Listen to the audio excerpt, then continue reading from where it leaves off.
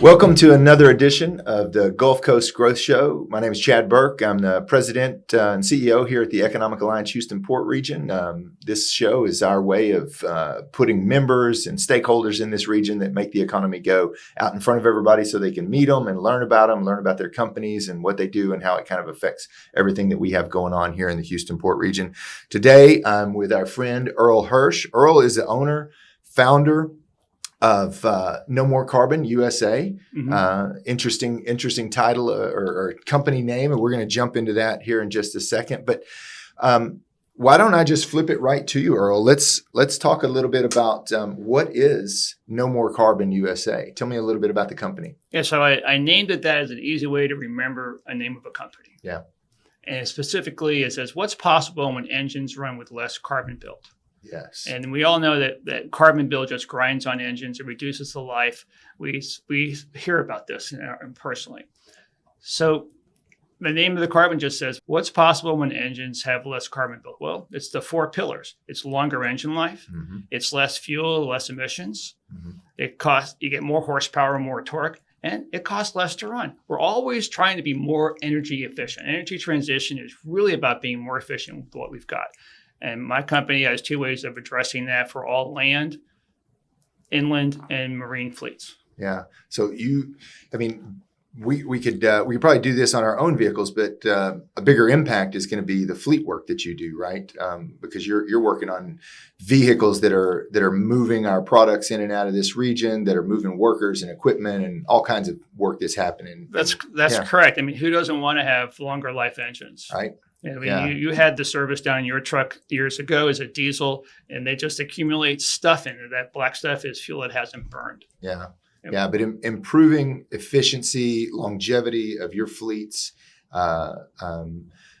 reducing emissions, extending fuel life and things like that, lowering fuel costs, all really important to all the people who have big fleets around here. So it's good work that you're doing for your own company, but also for the region as well. Yeah. So there's two offerings. One of which is I call it the local fleet offering. It's what you had on your truck. So that deals with the symptoms of carbon build.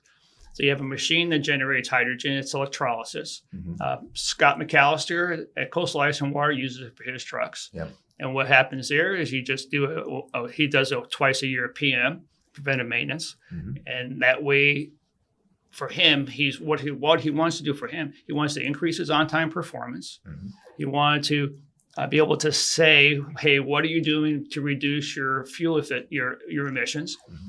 And then at the same time, he wanted to be able to assure or increase the probability that his drivers will finish their jobs on their routes on time and go home.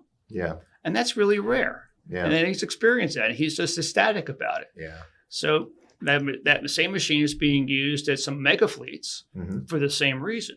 Now, mega fleets will use it, such as an oil field in Odessa, or big industrial environmental service companies using that as a preventive maintenance. They've noticed the same things, and they've brought together some best practices on how to use the machine locally.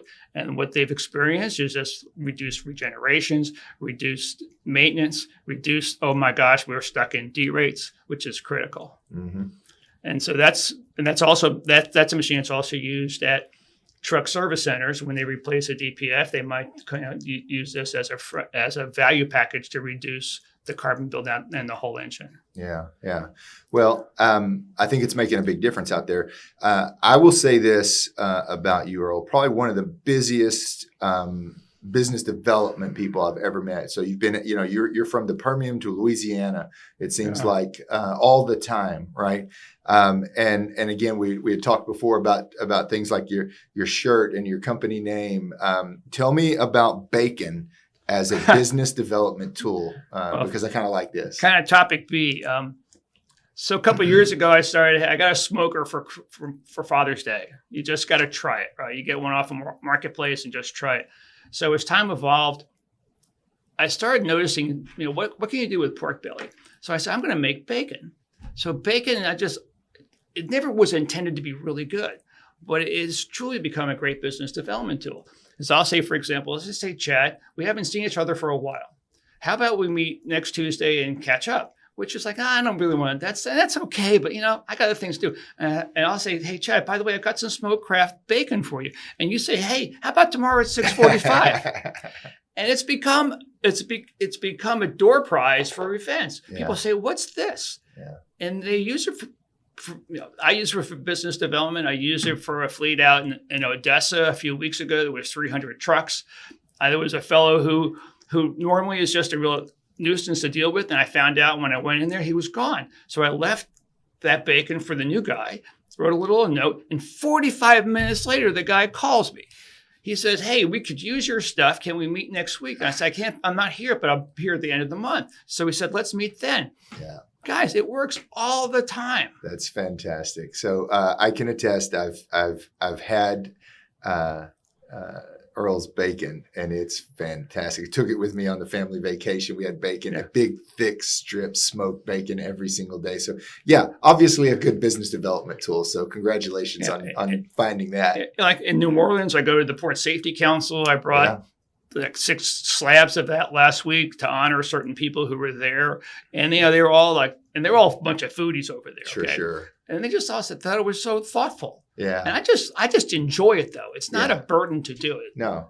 It's so different than cookies and all that other stuff. This goes home. Like you brought it home. Oh, I did. It did not get consumed here, right? No. Yeah. So very good. So congratulations on that. That's fantastic. So Earl, tell me about the other offering that you have there at No More Carbon. Yeah. So my car uses this all the time. This is a fuel catalyst that the origin is NASA solid fuel rockets. Okay. So there was the first generation was the dad that was involved with solid fuel rockets, and it was about launching people into space and equipment. So something had to be small, light, and powerful to lift that. Mm-hmm. So dad pivoted that knowledge to solving hydrocarbon issues, which is what happens with all these engines is that they have incomplete combustion. Mm-hmm. So he developed a catalyst that would break down the residual black stuff that's in the engine, which is unburnt fuel, and ignite it. Mm. And that way, engines just have absolutely no carbon built in them.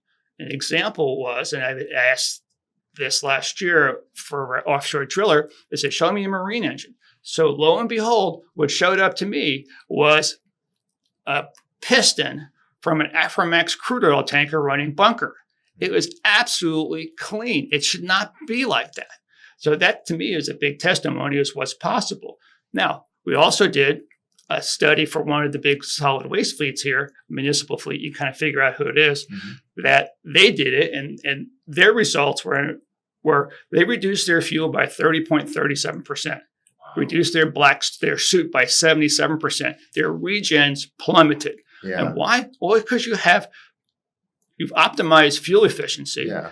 You've minimized all emissions, and your particulate matter has just fell off the face of the earth. Yeah.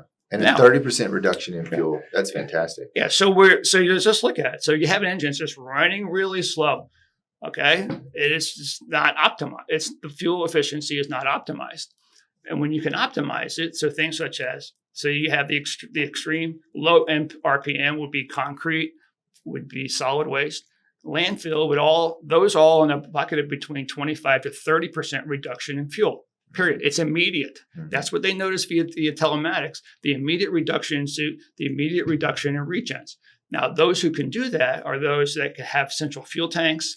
They have, basically it's central fuel tanks. Yeah. So somebody like the mega fleets around here, like Cisco and Kirby, you take your pick of the big trucks on the road, they all have central fuel tanks. And they could distribute this across the country and tomorrow start having what you call as a tier 4 solution for their after treatment issues. Excellent. They could just deploy it globally as well.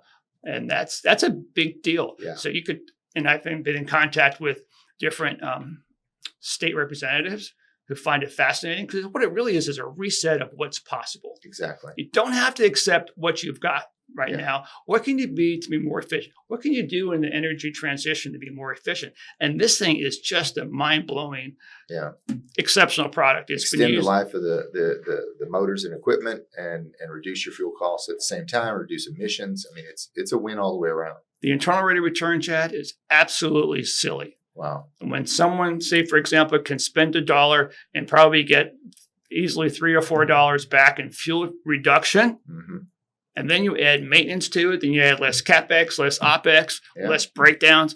And your internal rate of return just gets to be silly. Yeah. Yeah. It's a no-brainer. So tell me a little bit about some of the upcoming events or big news that you've got going on in October. Well, so in October, I'm really busy with some events. It just happens to work out that way. October 1 and 2, I'm in Baton Rouge at the Louisiana Clean Fuel Summit.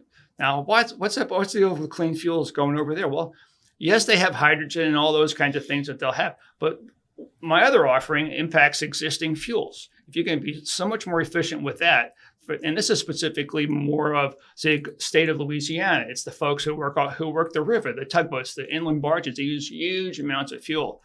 And I think I'm just going to be there and say, look, the biggest return you're going to get is not necessarily these things you can buy and build and they'll be ready in 5 years. It's what you own today. Mm-hmm. And that's what I'm going there for. Very good. And then in the middle of October, there's an event for the American Waterway organization that's having their annual conference here in Houston. So that's October 15 and 16. And the end of October 29 and 30, I'll be in New Orleans for the Western Dredging Association event. And that's their Gulf Coast chapter annual event. So that's anybody, the people in that organization from Florida to Texas. Very good. So Very good. Busy month. It's a busy month, really blessed, and I've just been planting a lot of seeds for years. Yeah, very good, very good. So, your success is really showing. What are some of what would you call your contributing factors that's led to your professional success? What built Earl Hersh into who he is today? It starts with good parents. Okay. And when I was a kid, I grew up in Weehawken, New Jersey, and it was like, hey, go shovel the snow and we'll pay you a couple of bucks. Mm-hmm. So, okay, that was making some money.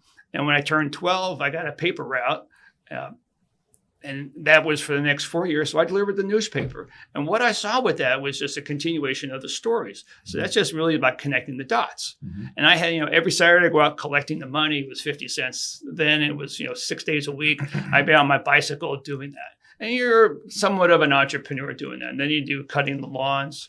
Then I've always been the person who could pivot. I just find it fascinating to know different things. Yeah, I find it fascinating to read biographies because you're connecting different parts of history. There's always stuff to learn from history. Especially, I like to read biographies because the person who authored that did a lot of research, like reading people's the letters to their family. Like I did a lot with Lincoln and Grant and now Custer. Very good. Tell us about some recent, maybe personal highlights that you've milestones you've passed. Well, I'm the person who has to believe in the offerings because there's too much marketing that really is just a bunch of fluff, right? Yeah. So my car just passed 250,000 miles. It's just a 2009 SUV, and I drive the living heck out of it. I have no issues with driving out to the Permian, and that usually puts on about 1,400 miles, 500 miles each way, plus nothing's close out there. Yeah.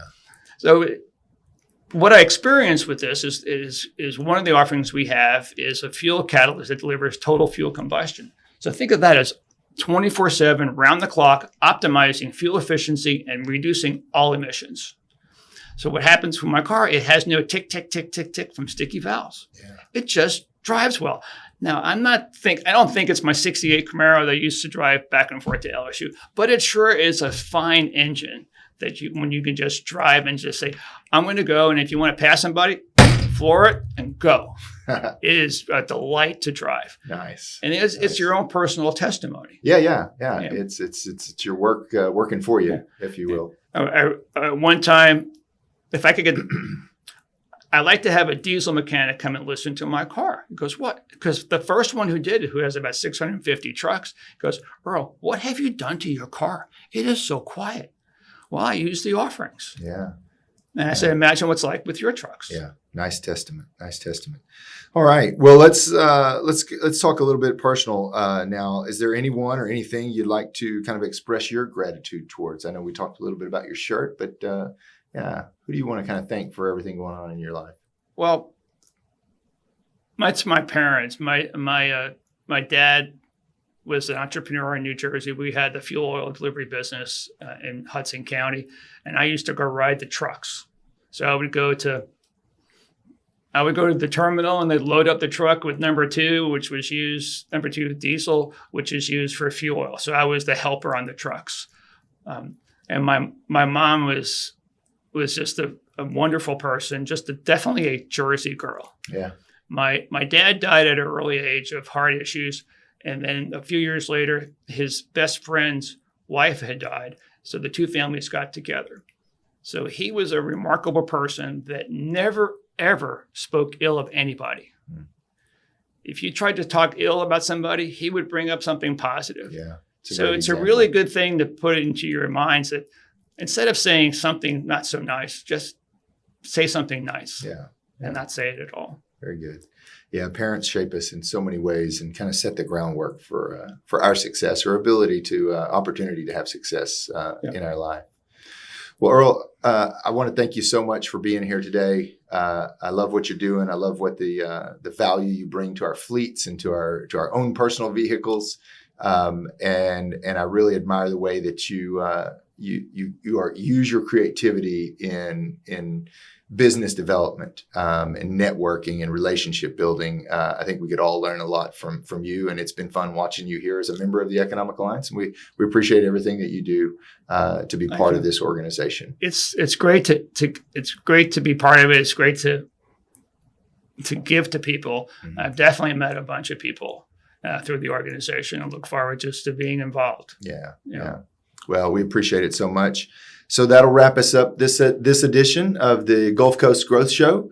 Saying thanks again to Earl Hersh with No More Carbon USA. And we will see you next time on the Gulf Coast Growth Show.